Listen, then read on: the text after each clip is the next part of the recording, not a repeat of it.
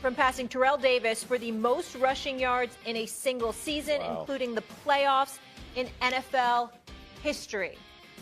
All right, Jeff, is Saquon already an all-time great running back? Absolutely. Absolutely. I mean, I think, listen, he's had some injuries that affected his long-term, but when you think about what he's capable of doing, playing for your Giants. Yeah, don't even talk about that. Hey, the deck's been stacked against him. I don't know if they're actually my Giants. You know what I mean? Anymore. We might have broke up. The deck has been stacked against him, and this guy is what you're finally seeing is what he would have looked like had he been given the same ability in front of him, quarterbacks, all those things.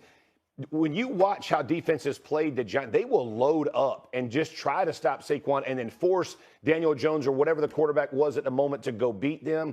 I don't care how good you are. It's very difficult. Saquon Barkley is a special human. And what you've seen him do this season, I think would have been replicated many times over had he been in a situation like he has found himself in Philly. So immediately when I saw this question, I said, absolutely. And then I took a step back because I'm like, okay, let's not do what we always do, which is be prisoners of the moment. And then I started thinking, in my mind he is. Listen to Andy Reid. Andy Reid said this week they have one of the best running backs ever. Mm-hmm. That is Andy Reid, one of the greatest coaches ever, saying that about Saquon.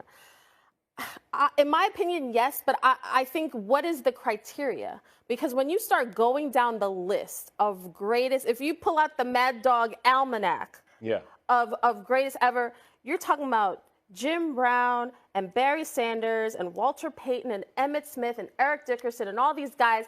I don't know where to put him in there, and I don't want to say, is he better than Walter Payton? Like all these names.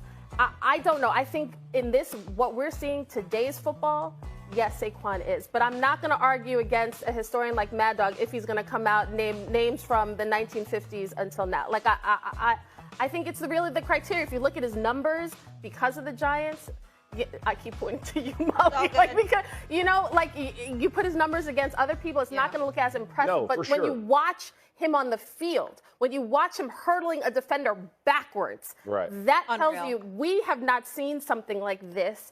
But again, I defer to the historian of the show. Well, I give you credit. You only forgot Hugh McElhenny, but other than that, your historical thing with the running backs was absolutely tremendous. Let's take it easy on Saquon Barkley. He's had four. Laugh, Jeff, the hater. He's had four Hall of Fame years. He had two. He's had three with the Giants, and he had in 222. Then he had his rookie year and another year with the Giants, and this year he's had four. Jim Brown led the league in rushing from 57 to 64. 65. I mean, throw in the idea that you're talking about a guy like Peyton. I think Derrick Henry's had a better career at this moment than Barkley's had, and I love Derrick Henry, and Barkley's special, don't get me wrong. But if you look at their careers to date, currently, Henry's had a better career. So to say that Barkley is one of the great running backs in the history of, have you heard of Gale Sayers and O.J. Simpson and Marcus Allen? And there's a million guys. John Riggins. There's Emmett, you mentioned, Sanders. There's 15, 20 guys we can bring up. I can't put him on that level yet. He's only had the 4 years. 7 or 8, 9 years. Then we talk about one of the great running backs of all time. Yeah, I will say this. I think part of that for me is how defenses have to play a guy. Mm-hmm. So I don't always look at the numbers. Like, I do this with defensive players as well, that people are like, I'll say, hey, that guy was a Hall of Famer, right? Like the way he played, but because we had to defend him differently. I think Saquon is a guy you have to defend differently. And I said, I understand the point on the numbers, and you're totally right. He has not gotten himself to that conversation. And both of you make great points about the all-times. I'm just telling you, with the ball in his hands, whether you're throwing it to him, he's got great hands catching it. He's explosive. He can take the thing yard. Not every running back can do all things. I think he's one of those guys who can do all things extremely well. But he does have to be in the right situation. I would not compare him to the Barry Sanders of the world, like what you're saying. But I would say he gets up there for me, for the Marcus Allens, for the Derrick Henrys, because he's a different player. He just has not unfortunately, he hasn't been in a stable situation in New York that gives him the opportunity to showcase his talents year in and year out. So, Doggy, what do you think about Andy Reid saying that the Eagles have a running back who is one of the best in history? That doesn't carry any weight to you as well? Well, what is Reid going to say? You know, he's an okay back. Of course he's going to say that. And Reid always is. Reid is a great guy. He's always pepping up his opponent. No. You can say, listen, you don't have to say that's the most beautiful woman I've ever seen in my life. You can be like, she's pretty. Like, you don't have to say he's one of the greatest of all time if you just think he's a good back. I don't think Andy Reid is in the game of hyperbole. I don't know. Before Super Bowl, I think I agree with that, but I don't know Andy Reid well. I don't know Andy Reid well enough if he can break down Jim Brown or Jim Taylor or Paul Hornung's career. I mean, he might just be one of those who knows the football from 1995 on. I don't know if he can go back 50, 60 years and tell me about Steve Van Buren, but he's not on. Listen, I understand what Jeff says. He's had an incredible year. I get it. But, I mean, to put him up there with some of these legendary, year after year, 10 years, you can't. He's had 4 seasons. It's not fair. Is Derrick Henry's career better, would you say? Yeah, his career overall is better. Yes. Yeah, he's longer. Absolutely. Longer. Yeah. Saquon will be the greatest player that had we seen him with another team. Right.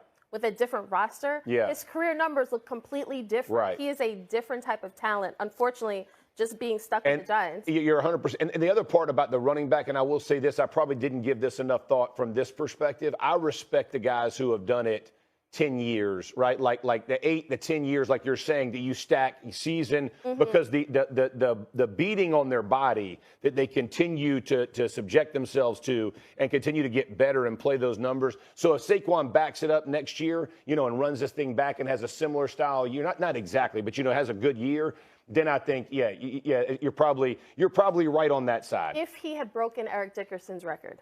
Oh, that's the most disgusting thing. I'm so mad about it still. I know.